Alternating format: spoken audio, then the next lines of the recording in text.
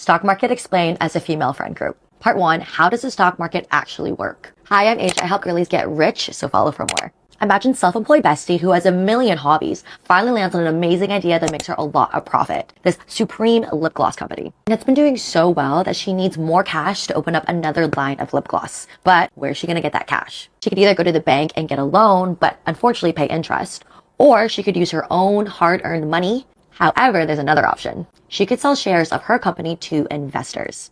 A great example is that she could announce she's going public because right now her company's private. And you may have seen it on the news, IPO, it stands for Initial Public Offering. So she's announcing to the world, hey, I'm going to break up my company into 1,000 different pieces. And I'm going to keep 700 of those pieces. I'm going to leave out 300. Self-employed bestie is really smart. So she throws a massive party to basically launch, hey, I'm doing an IPO. I'm going to go public. You guys are definitely going to want in on this pie because my lip gloss is popping off. So the party creates massive hype.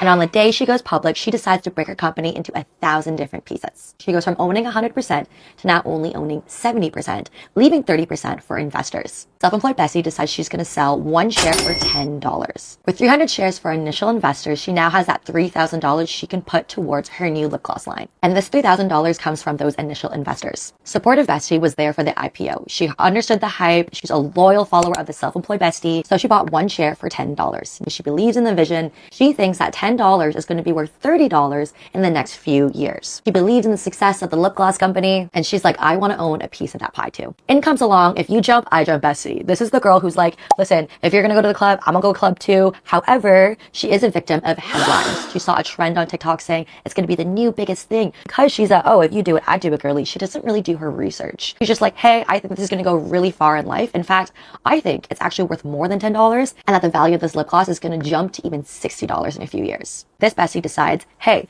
can I buy that share off of you, but for $30 instead? Obviously, supportive bestie is going to say yes because she's bagging $20 in profit. The lip gloss no longer belongs to supportive bestie and now goes to if you jump, I jump bestie. In the headlines, people are saying lip glosses are so out of style and lipsticks are now back. Then the world starts panicking, including if you jump, I jump bestie, because she didn't even do her research. She was just leaning into the headlines. She's like, what if people don't buy lip gloss anymore? I own shares of lip gloss. Am I screwed? Did I overpay? So in comes FBI bestie. She's the friend that always does her due diligence. Before she says yes to anything, she does her research. She understood the fundamentals of self-employed bestie's business. I'm going to buy it for $20. An FBI bestie knows not to panic and ignores the headlines. However, if you jump, I jump bestie, she's like, okay, I clearly overpaid. So she makes the decision to sell it to FBI bestie. Fortunately, homegirl loses $10 because she panic sold.